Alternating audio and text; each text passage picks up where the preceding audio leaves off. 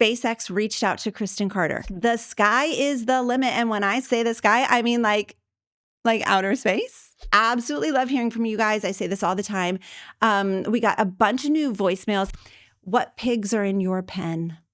You guys are all like, immediately unsubscribe. Research of the week. Okay, the resource of the week, my mission in life, help people with ADHD and help them get from point A to point B.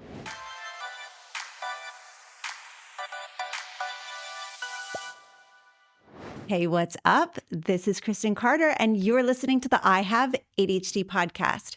I am medicated, caffeinated, regulated, ready to roll. Happy to be here. Happy to be here with you. I feel like I have not been in the studio in quite some time. I haven't been in here since December. You're probably even listening to this in February, so it means nothing to you. But to me, it feels good to be back. I am happy to be chatting with you today. We're going to cover a lot of topics. This is a solo show, which means buckle up, get ready. We're going all over the place. We're going to talk about dyslexia. We're going to talk about helping friends who you suspect might have ADHD.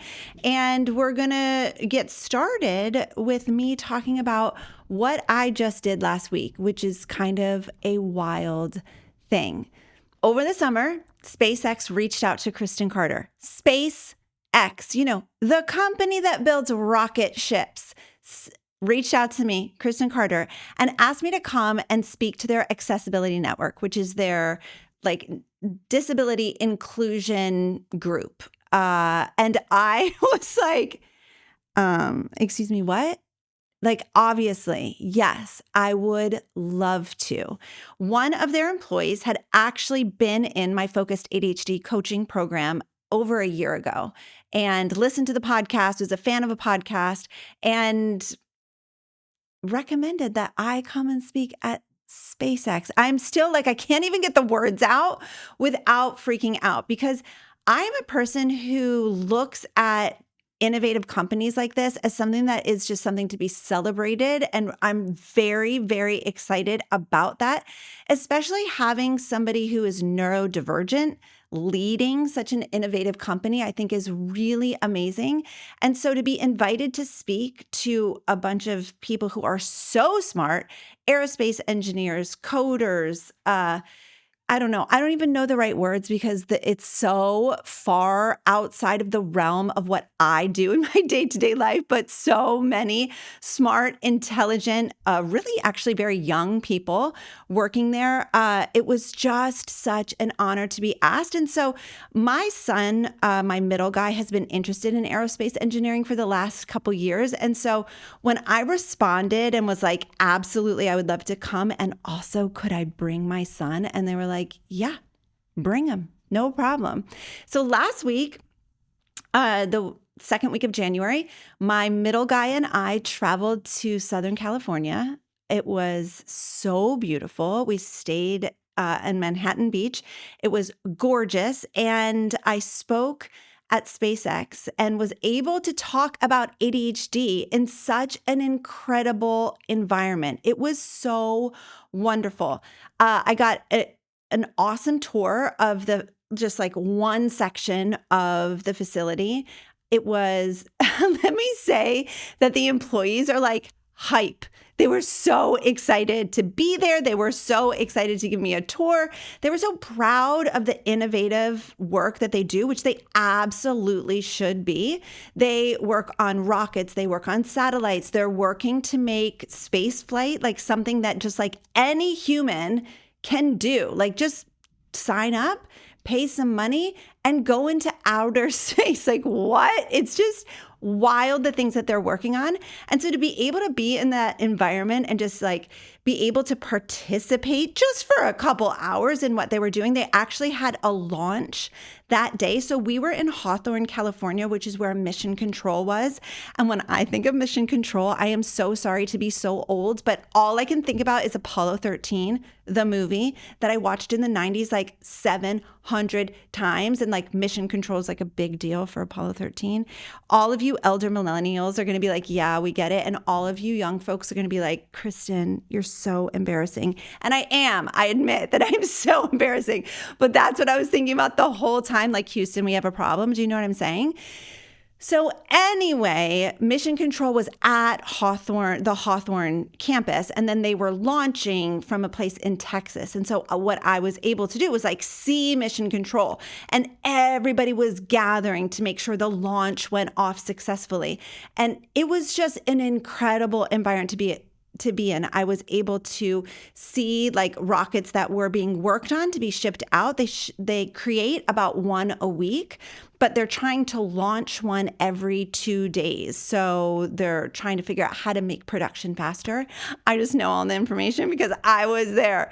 It was so cool. But what I realized was that speaking in such a neat environment and being able to talk about ADHD and to be able to discuss ADHD in a place where, like, let's be honest, a lot of people that work at SpaceX are likely neurodivergent. It was so much fun. I didn't do it perfectly. There are some things that I wish I would have done differently.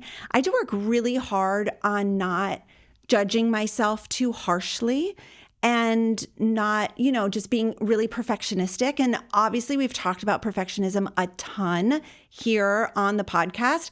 And if you feel like you struggle with perfectionism, I do have a free course. We'll put the link right here for you, wherever. We'll put the link there for you. But I do have a free course on perfectionism because people with ADHD struggle so intensely with perfectionism, and that is actually research-based. So research has found that perfectionism is the most common thought distortion of adults with ADHD. And let me tell you that I was suffering from my own perfectionism about my talk at SpaceX, thinking of all of the things that I could have done differently and should have done differently, and et cetera, as we do. But I was able to just ground myself in like, no, you really did a good job. I followed my notes. I was engaging.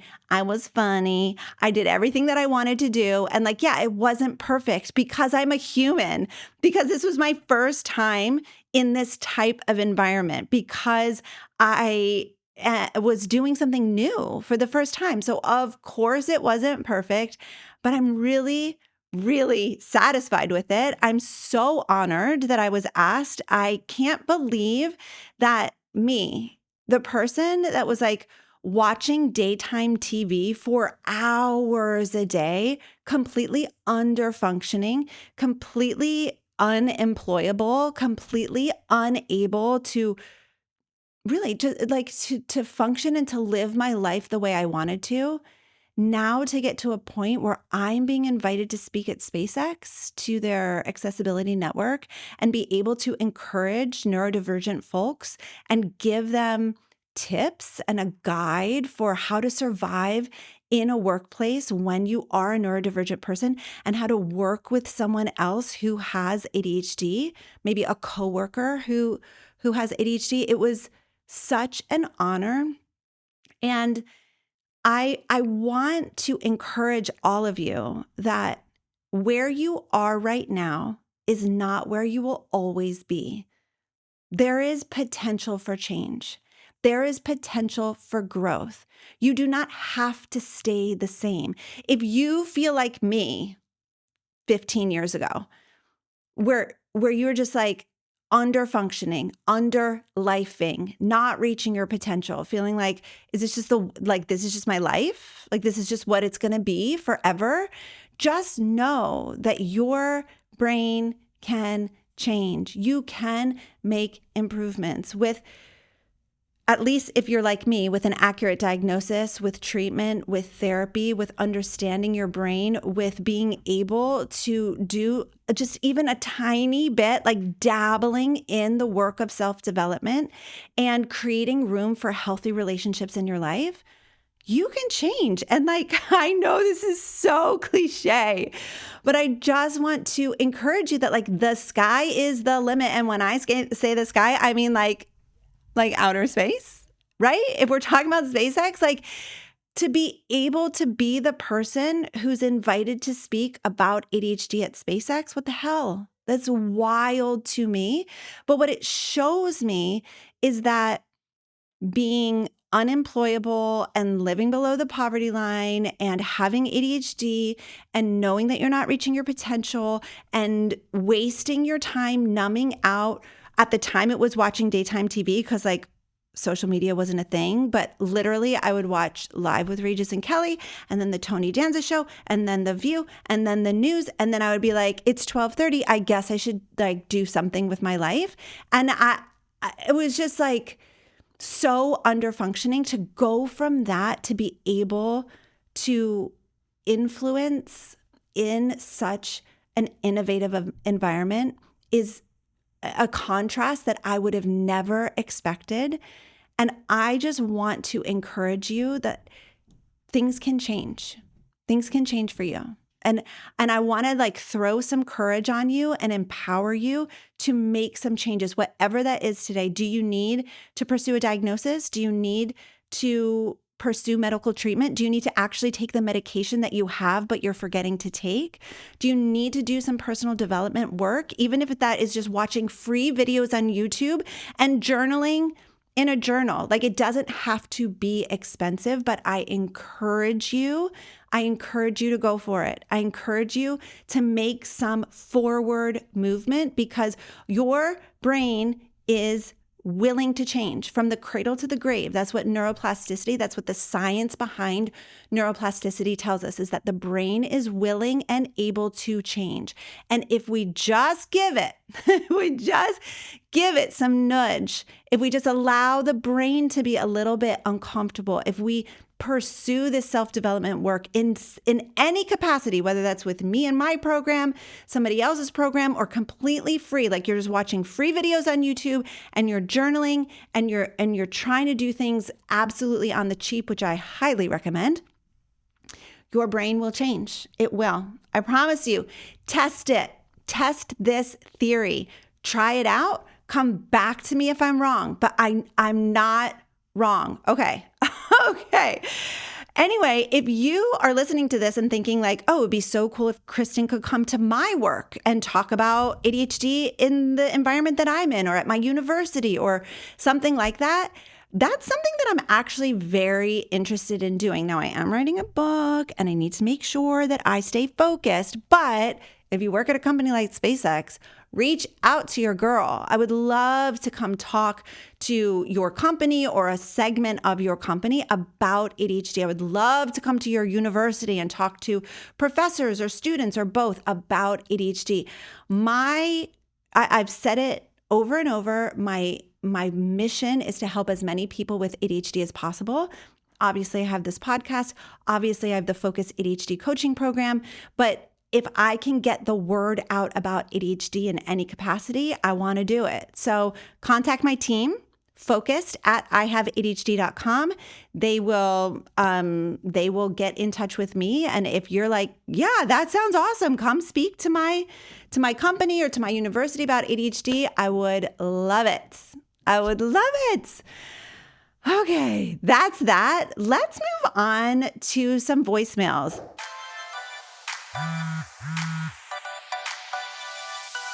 I absolutely love hearing from you guys. I say this all the time. We got a bunch of new voicemails in the last couple of weeks, which I was really excited about.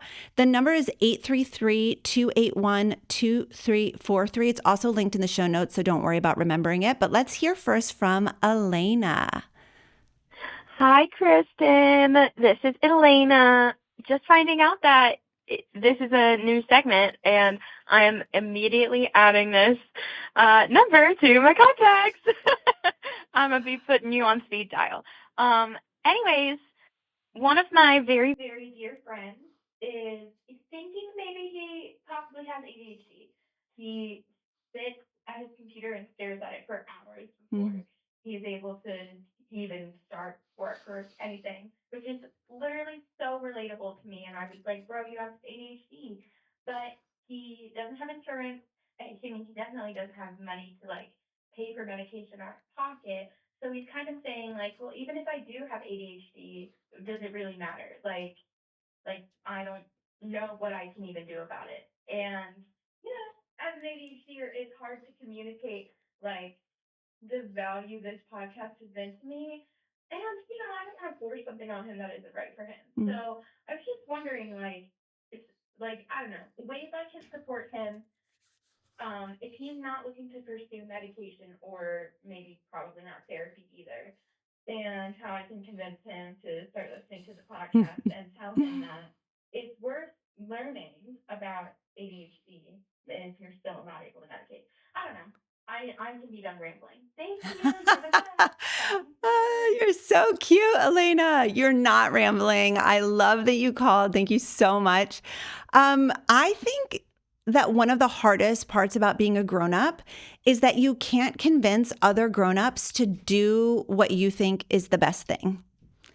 Honestly, for me, that is one of the hardest parts about being a human, is that I cannot convince or make other humans do what I think is best for them. And I don't like that part. I don't like that part of being human. It's so annoying. So honestly, like what you're doing by just talking to him and by just sharing your own story is so impactful. But we can't force other grown-ups to do anything.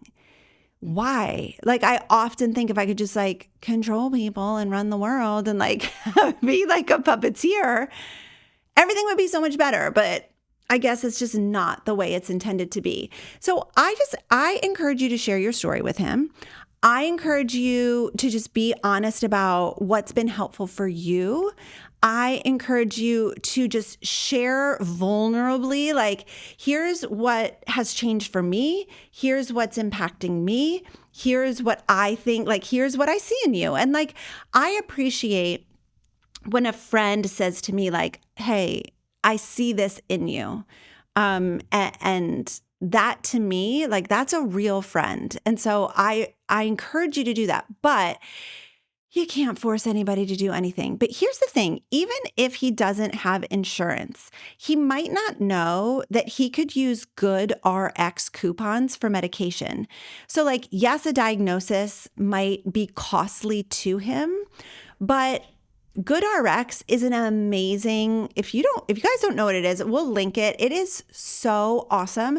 It's essentially, there's all types of medication on there, but there's a ton of ADHD medication. I use it for my medication.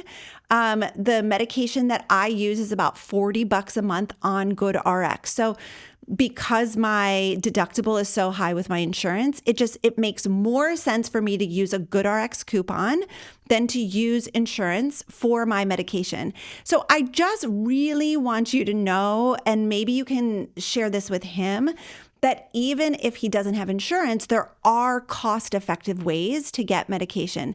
Additionally, even just knowing about your brain is so transformative. Now, he might not agree, but Elena, I can hear in your voice that you're like, this has been life-changing for me. And so I agree with you. I agree that just knowing about ADHD, that just knowing how your brain works, that just knowing that your dopamine reward system is broken and that you're always going to be chasing dopamine and that you're always going to be looking for something to fill the dopamine void, that's really important information. Whether or not you choose to medicate, that alone is such important information. And so I am completely on the side of whether or not you choose to medically treat ADHD, it is still worth understanding your own brain. Information is powerful, and you get to choose what you do with that information. But I would recommend that he get a diagnosis. But again, like, he's an autonomous human being. He's maybe resistant to being told what to do, which is also like a characteristic of ADHD. And he gets to decide. So I, Elena, would encourage you to share vulnerably with him and to let go of feeling any sort of responsibility for him. He gets to do what he wants to do. It is his life. You are just there as a friend. He gets to make his own choices, and that's that. Unfortunately, we don't get to control the other humans. I don't understand why that's the way life is, but that's the way life is. All right. Thanks, Elena. Let's move on. Let's hear from Michelle. Hi, my name is Michelle Biggs. I'm calling from Greenwood, Delaware, and I absolutely love your podcast. It has been so helpful. I was diagnosed with ADHD about 10 years ago, and I've had numerous counselors, but when I bring up ADHD, they just are like, no, they downplay it and such. And so your podcast has been absolutely amazing. Right now, I had a question for you. I have a friend who I've been friends with for like probably 8 years, and she seems to have all the same symptoms as I. And I really think she has ADHD, but sort of she's in denial of it.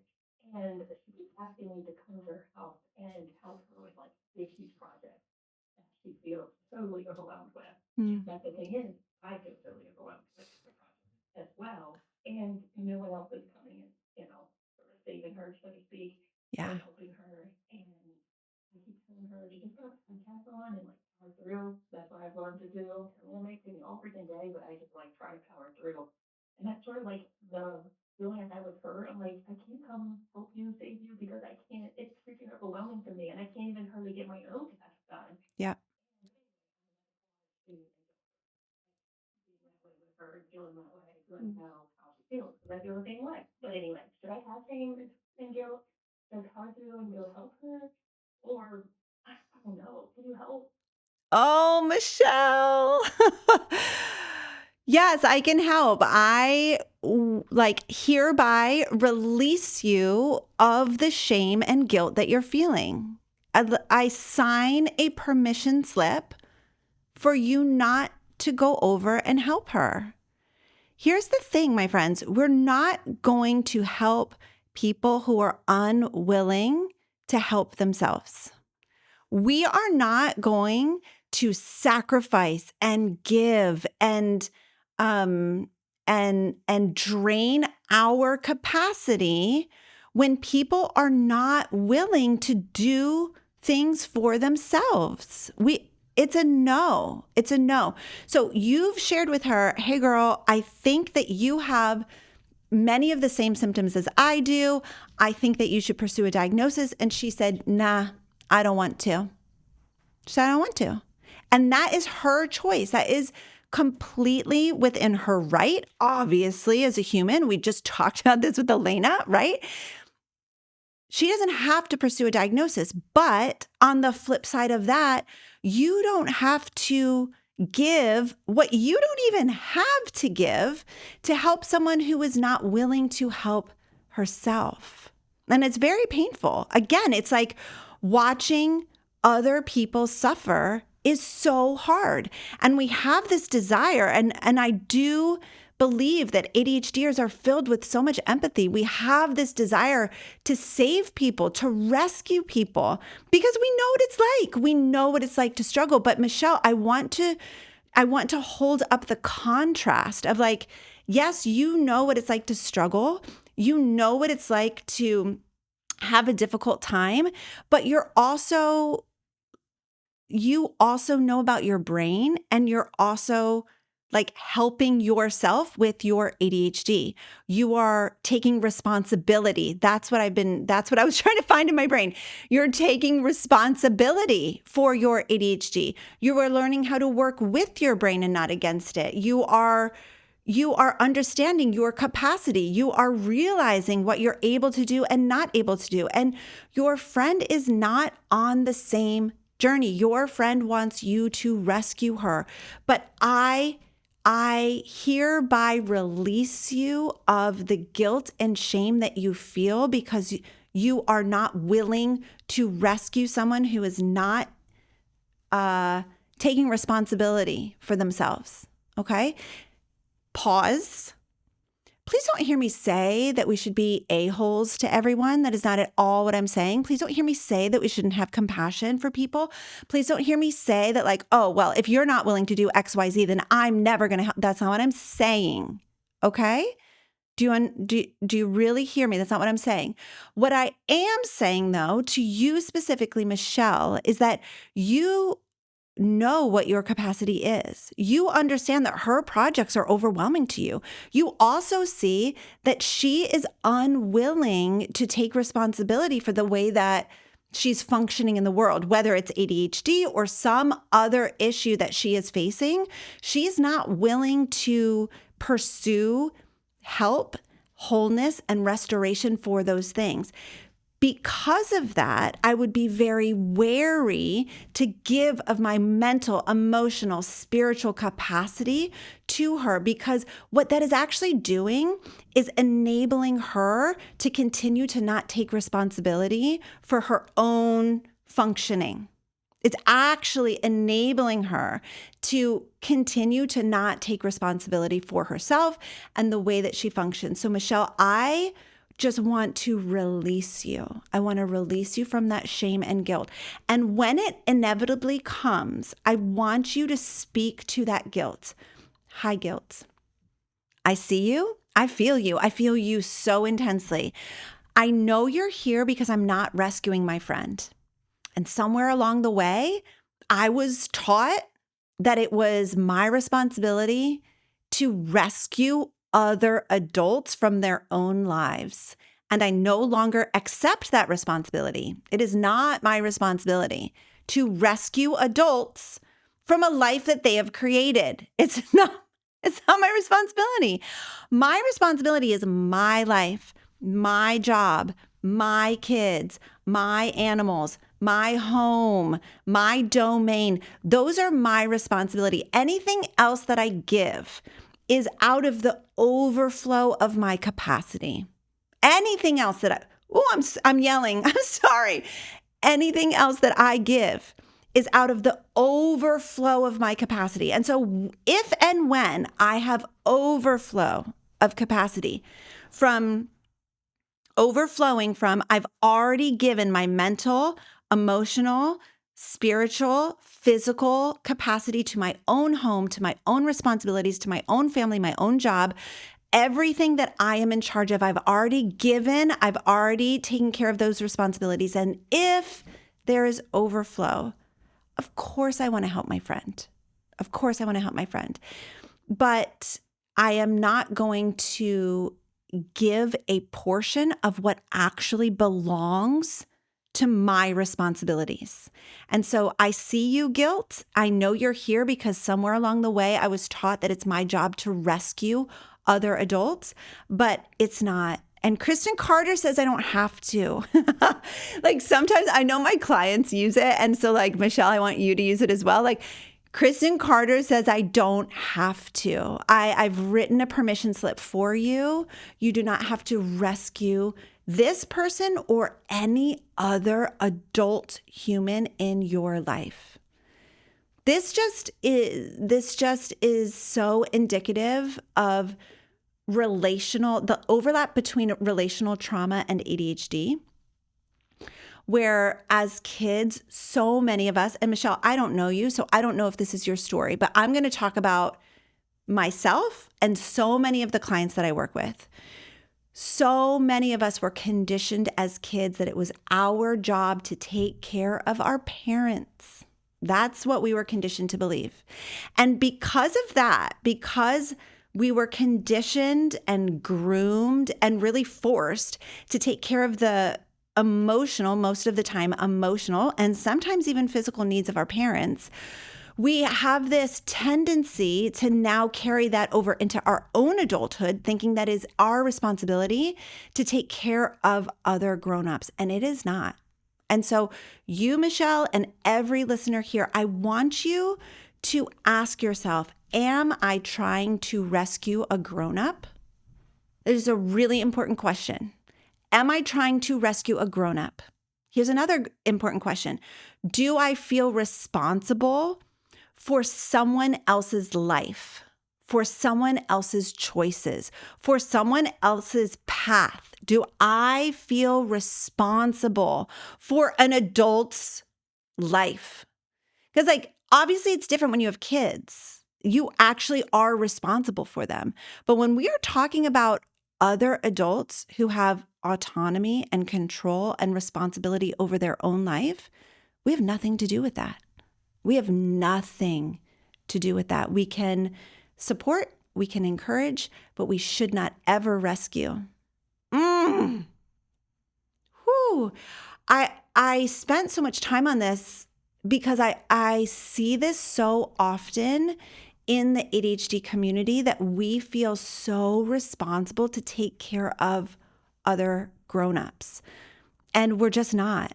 And what we are so prone to do is to use our mental, physical, emotional, spiritual capacity to help others, and then we have nothing left to help ourselves, and then we wonder why we're struggling. And so I want you, dear listener, I want you to think about, what am I in charge of? And am I using my mental, spiritual, emotional, physical energy and capacity and strength, like everything that I have, am I using it for my responsibilities? Or am I very much focused on other people, other people's drama, other people's lives, other people's responsibilities, and making sure they're okay? I will pause and say that sometimes it's actually more comfortable to think about other people because it's hard to take care of our own lives. And so sometimes it's like actually more fun and more stimulating, more dopamine producing to get into other people's drama. And I just want to say, focus on your own stuff. Be committed to your own responsibilities. Understand what's yours. Understand what, I'm trying not to use this phrase, but I'm going to use it. What pigs are in your pen? Understand what pigs are in your pen. I want you to think about a pen. I want to think about your pigs. What pigs are in your pen? This is a phrase that my sister's friend used years ago. She would say, those pigs are not in my pen. It's such a silly phrase, but it has stuck with me because it is such a perfect example. It's such a perfect visual illustration of boundaries. Because Michelle, your friend's pigs are running around like crazy outside of your pen.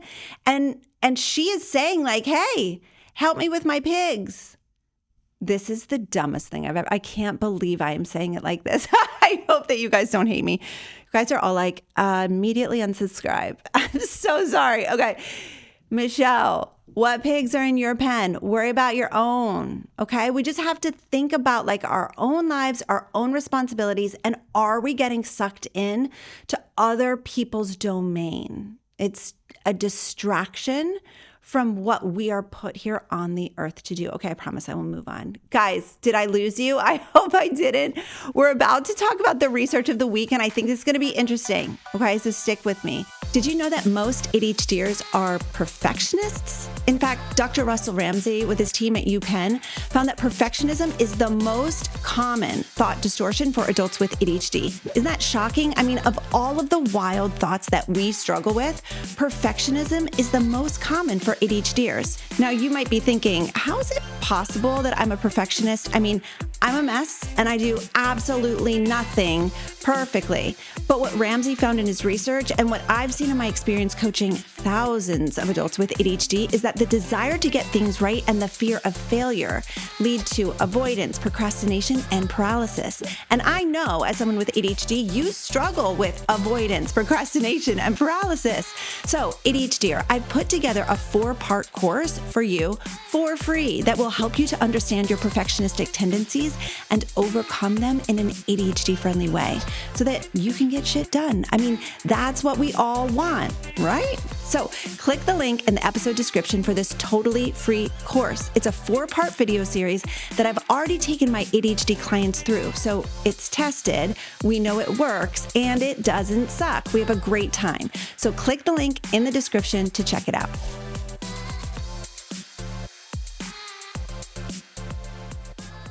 Research of the week.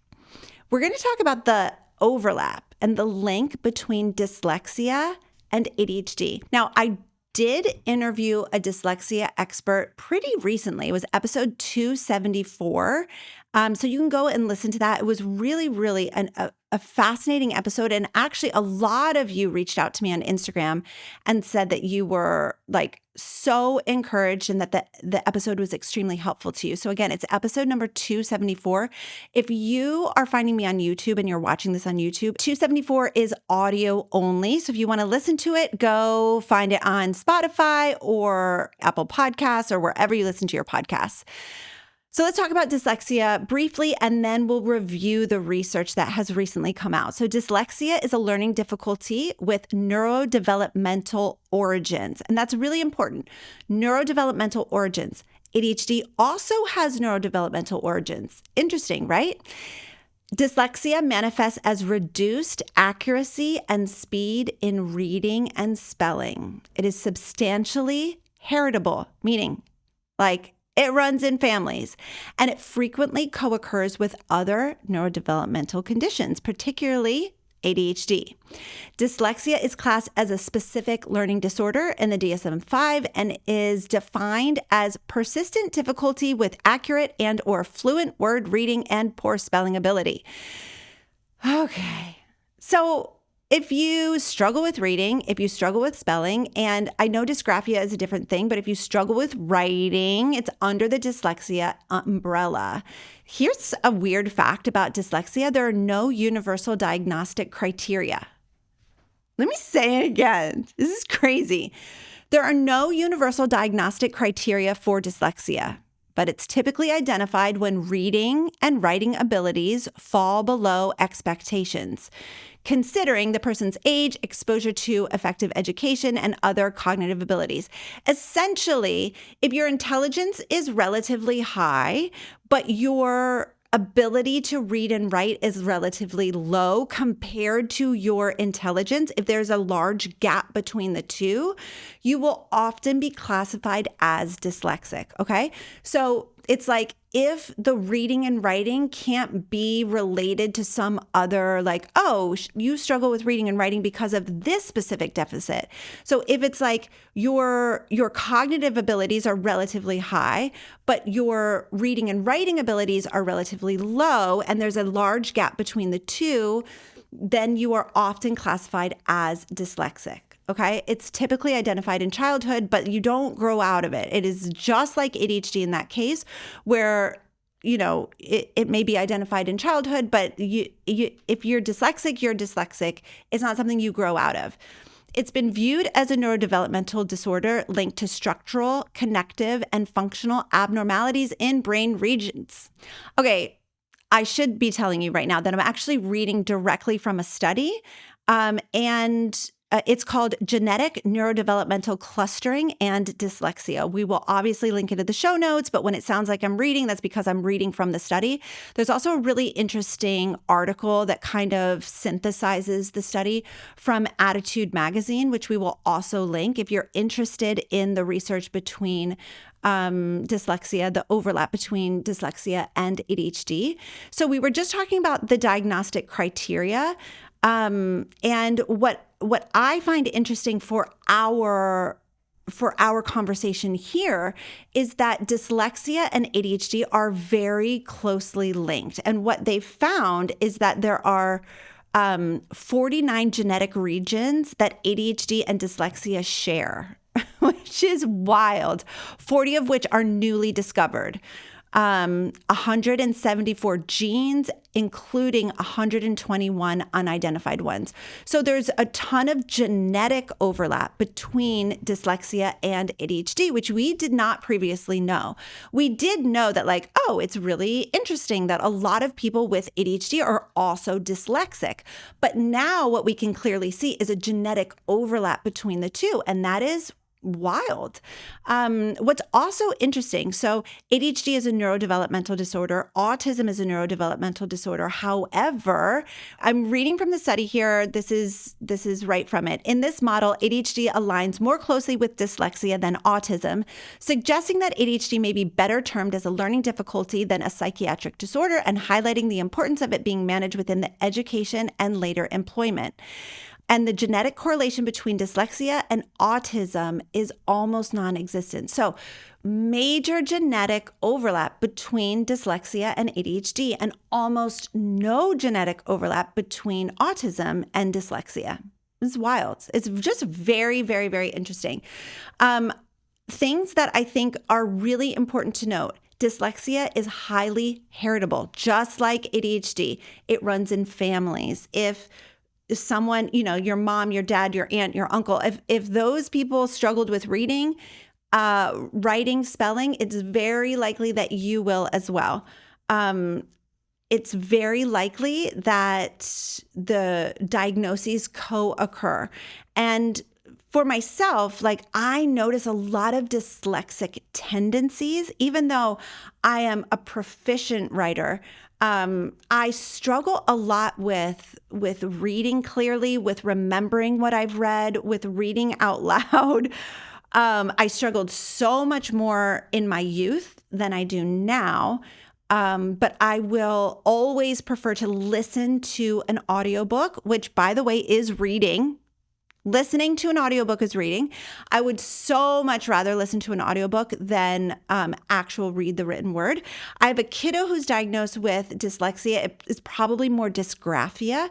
He enjoys reading. He loves to read, but the writing and the spelling and getting his thoughts from his mind to the paper is so excruciatingly difficult for him. And so I see this play out on a daily basis in my family. He's such an intelligent kid. And this is so important that dyslexia, just like ADHD, is not related to intelligence. You can be a brilliant human and still be dyslexic. And actually, to even be diagnosed, there does have to be a gap between your cognitive ability and your intelligence and your ability to read and write. So it's almost like dyslexic people many are wildly intelligent, but then just struggle with the reading and or writing. Fascinating. If you or someone that you know and love is struggling with dyslexia, or you suspect they might be dyslexic, I again want to refer you to the podcast that I did on dyslexia, number 274, and just all of the amazing information that the dyslexia expert gave was so helpful. And so go listen to that next.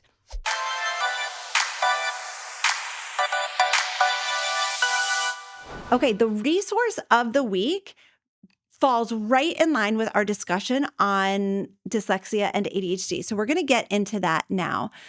I want to tell you about audio diary. Now, this is something that one of my clients posted in the Focused ADHD coaching program in our community. And she was just like, hey, I just came across this.